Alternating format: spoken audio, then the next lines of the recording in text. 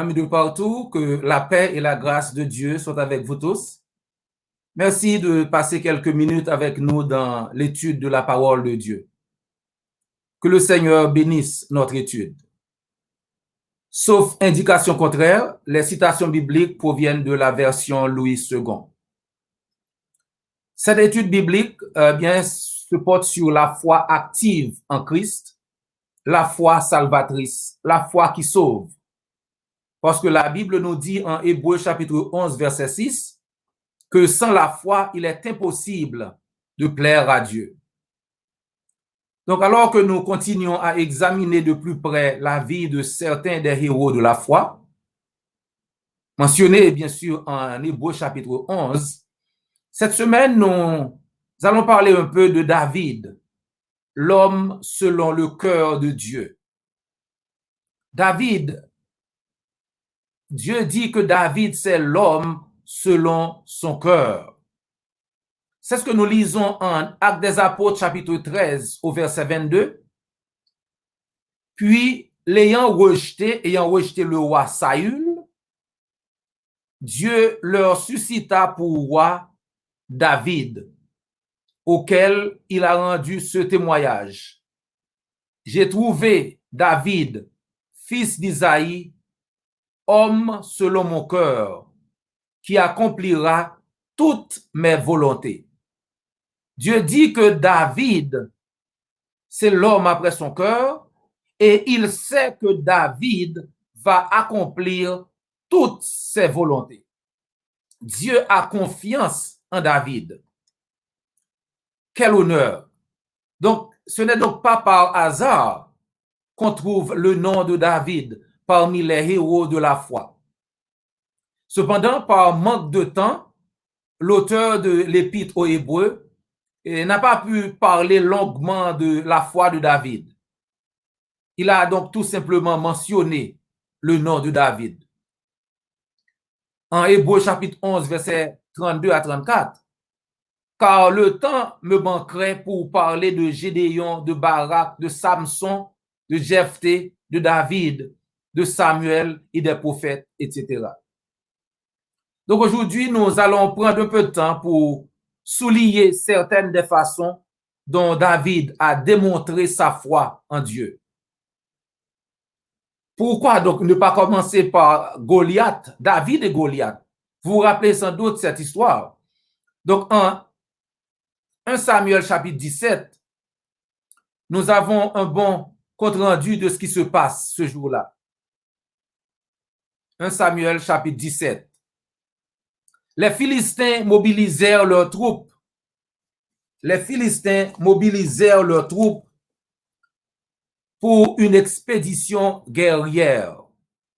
Ils se rassemblèrent à Soko en Juda et dressèrent leur camp entre Soko et Azeka, à Éphès d'Amin. Et Saül, de son côté, rassembla les hommes d'Israël et ils campèrent dans la vallée du chêne. Donc, ils sont prêts pour se battre. Israël était prêt à se battre jusqu'à ce que le guerrier philistin, le géant Goliath, sorte. Israël était prêt et les Philistins étaient prêts, mais lorsque Goliath fait son apparition, Israël n'est plus prêt. Ce géant Goliath, c'est un pro, il est grand, mesure plus de 9 pieds et il est prêt à tout. Donc, ce n'est pas facile. Donc, les Israélites maintenant ont peur. C'est ce que nous voyons en 1 Samuel chapitre 17 au verset 8 à 11.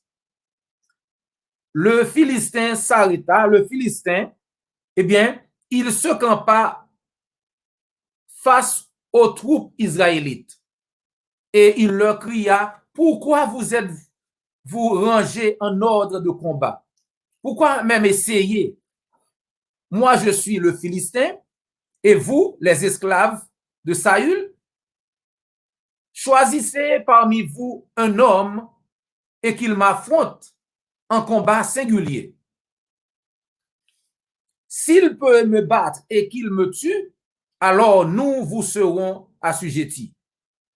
Mais si c'est moi le vainqueur, et si je le tue, c'est vous qui nous serez assujettis et vous serez nos esclaves. Puis il ajouta, je lance aujourd'hui ce défi à l'armée d'Israël. Envoyez-moi un homme et nous nous affronterons en combat. Quand Saül et toute son armée entendirent ces paroles du Philistin, ils furent démoralisés et une grande peur s'empara d'eux. Les Israélites avaient peur de Goliath. Et pendant 40 jours, selon 1 Samuel 17, verset 16, chaque matin et chaque soir, Goliath venait se présenter en face de l'armée d'Israël. Israël n'était pas à la hauteur des Philistins jusqu'à ce que David et son Dieu se soient présentés. Ce garçon David n'est pas un garçon ordinaire et son Dieu est sans égal. David voulait prendre la défense. Il voulait défendre l'honneur d'Israël, l'honneur de l'armée de l'Éternel. Ainsi, au verset 23 à continuer, pendant que David parlait avec ses frères, Goliath, le champion, sortit de leur rang et lança son défi habituel. David l'entendit. À la vue de cet homme, tous les soldats d'Israël s'enfuirent, terrorisés. L'avez-vous vu s'avancer contre nous? Dit l'un d'eux. Il vient encore insulter Israël. Il vient encore insulter Israël. Celui qui le tuera recevra de grandes richesses de la part du roi, qui lui donnera en plus sa propre fille en mariage et exonérera toute sa famille d'impôts.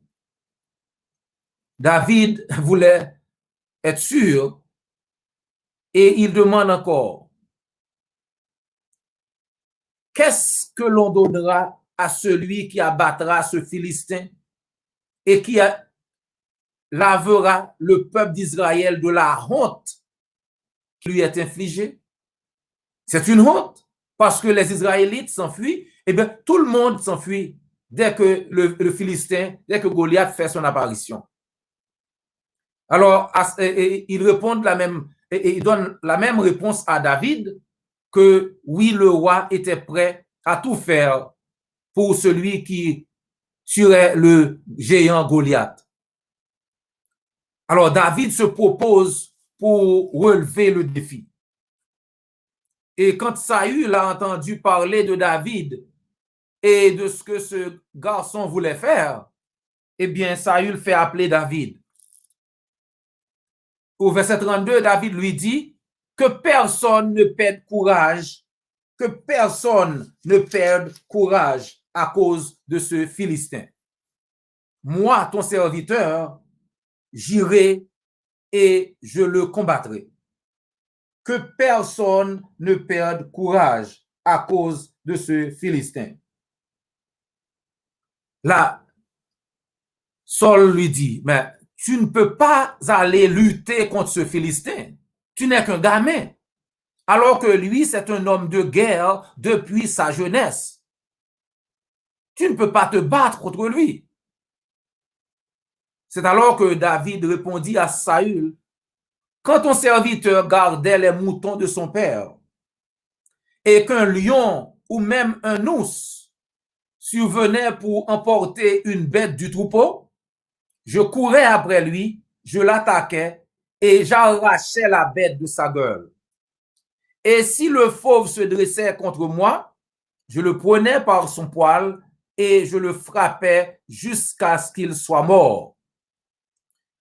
Puisque ton serviteur a tué des lions et même des ours, il abattra bien cet incirconcis de Philistin comme l'un d'eux, car il a insulté les bataillons du Dieu vivant. David sait que avec son Dieu, eh bien, il peut se battre contre ce géant et gagner la bataille. Parce que le Dieu qu'il sert, l'Éternel des armées, est tout-puissant. Puis David ajouta, l'Éternel qui m'a délivré de la griffe du lion et de l'ours, me délivrera aussi de ce Philistin. Il a foi en Dieu. David a foi en Dieu que ce Dieu, le Dieu qu'il sert, le Dieu tout-puissant, peut et va le délivrer de la bouche, de la main de ce Philistin. Finalement, Saül dit à David, vas-y donc, et que le Dieu, que l'Éternel soit avec toi. David a mis sa foi en action. Et vous savez comment s'est terminée l'histoire. Goliath n'était pas en mesure de se battre contre le Dieu de David. La foi inébranlable de David se trouve à travers la Bible et partout. En Somme 23, par exemple, l'Éternel est mon berger, je ne manquerai de rien. Somme 27, l'Éternel est ma lumière et mon salut, de qui aurais-je crainte? L'Éternel est le soutien de ma vie, de qui aurais-je peur? Quand des méchants s'avancent contre moi pour dévorer ma chair, ce sont mes persécuteurs et mes ennemis qui chancellent et tombent.